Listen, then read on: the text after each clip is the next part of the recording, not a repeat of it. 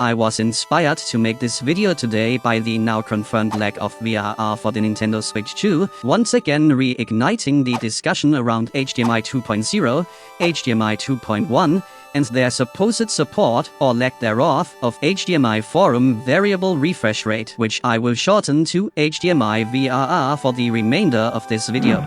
To quickly answer the question, does HDMI 2.0 support HDMI VRR? Yes, it does. And I will show evidence of it by citing sources like RTINGS.com, one of the most trusted sources of display reviews and spec information. But let's first talk about where the confusion around this probably stems from. And the source for the confusion is clearly, for the most part, the HDMI forum themselves. The HDMI forum is an organization created by the companies that designs the HDMI standard. They are responsible for the development of the HDMI standard.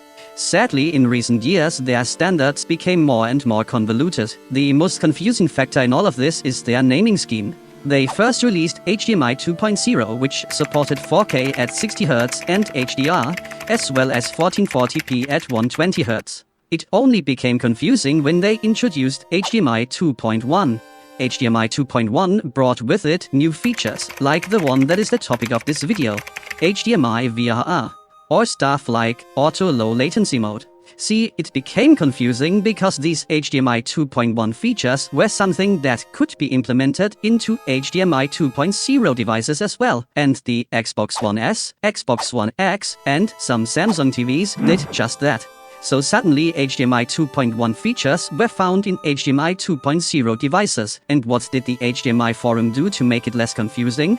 Well, renaming the entirety of HDMI 2.0 to HDMI 2.1, of course. That will help, right? Nope. This made everything even more confusing. Monitor and TV manufacturers continued to use the HDMI 2.0 name as to not end up with customers wondering why their HDMI 2.1 monitor doesn't support 4K resolution at 120 Hz. And review and tech sites like RTINGS.com did the same, as the alternative would be to constantly list the bandwidth numbers next to the HDMI information. And which customer knows which resolution needs how much bandwidth? Not many. This now means that officially the HDMI forum lists VRR as an HDMI 2.1 feature. This feature can be used on what were previously HDMI 2.0 devices, but are now officially 2.1 devices, while the general public and manufacturers still call them 2.0 devices. Got it? It's only available for 2.1, but 2.0 is now also 2.1, which means 2.0 can use it because it is officially 2.1, but not colloquially. Okay, with this out of the way, let's examine the evidence that HDMI 2.0, which is now officially 2.1 of course, can support HDMI VRR. Let us first examine this article from when Samsung announced that some of their 2018 TVs will support HDMI VRR. As you can see here, the article clearly differentiates between the FreeSync support of these TVs and the new HDMI VRR support. It also clarifies that even though HDMI VRR is a 2.1 feature, it can be used by manufacturers of 2.0 devices. But let's look for proof of this. Here is a PC monitor, the Asus ROG XG27. RTINGS does a great job of not only reviewing picture quality, but also of testing features and listing the specifications. Scrolling down almost all the way to the end, we see a compatibility test with the PlayStation 5. As we can see, the PlayStation 5 does support VRR on this monitor. And when we scroll down further, we see the monitor indeed uses HDMI 2.0 and does not support HDMI 2.1. And no, this is not FreeSync being used instead, as the PlayStation 5 does not support FreeSync, while the Xbox Series X and S do support it. This is also not speculation, but officially stated by Sony. But even here I can use RTINGS and their amazing website to show data about this. This is not sponsored, by the way, but I wish it was. Here we have the AOC Q27G3XMN.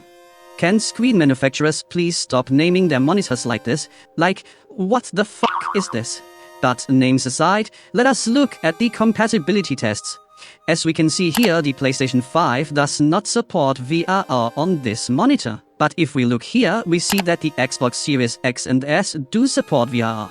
Why is this the case? Well, because this monitor supports G-Sync, it does support FreeSync, but it does not support HDMI VRR. So this shows the PlayStation 5 requires HDMI VRR specifically to be able to use VRR. G-Sync and FreeSync support is not enough. Okay, we now established that HDMI 2.0 screens can indeed support HDMI VRR with compatible devices like the PlayStation 5. We also have data showing that the PlayStation 5 needs HDMI VRR specifically to function.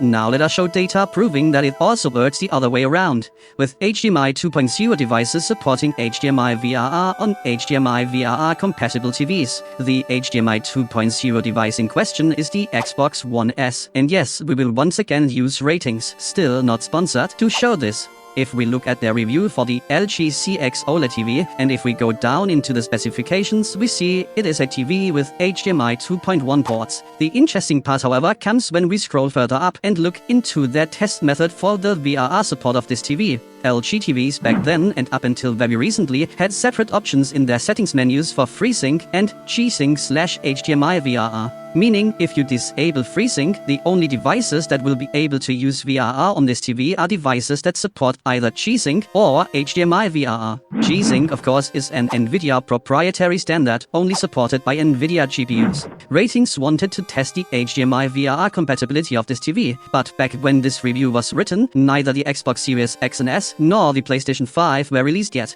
So what did they use instead? Exactly, the Xbox One S, an HDMI 2.0 device connected to an HDMI 2.1 TV, and with FreeSync disabled, the VRR still worked.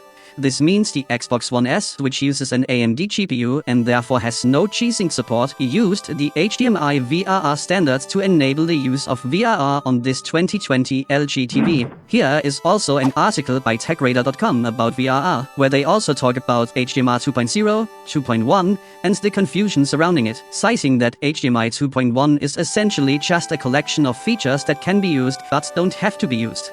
HDMI 2.1 does not mean a TV supports HDMI VRR, nor does 2.0 mean a TV does not support it. They also talk about the Xbox One S and One X getting HDMI VRR support, and have a handy list of which devices support which standard. So now we have established that HDMI 2.0 devices indeed support HDMI VRR.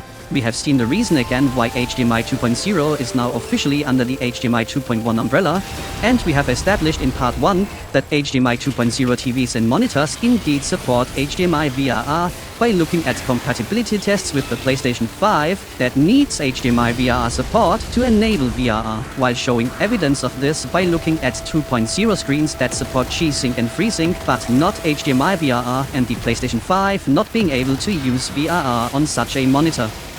And with this, we are at the end. And I hope people will finally stop trying to argue that HDMI Forum VRR only works on HDMI 2.1.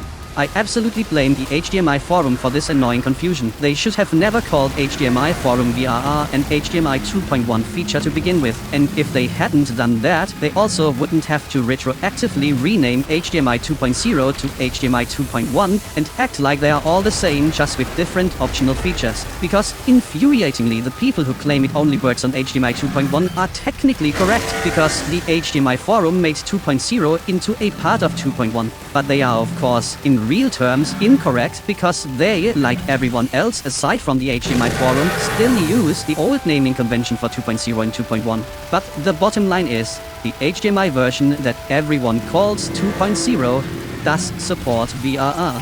That is the important part. And because HDMI 2.0 supports VRR, we now know that the reason the Switch 2 does not support it is because Nintendo cheaped out on the DisplayPort to HDMI converter chip they are using inside the Switch 2. That is the only reason it does not support VRR. I'm going to recharge my batteries now. Goodbye.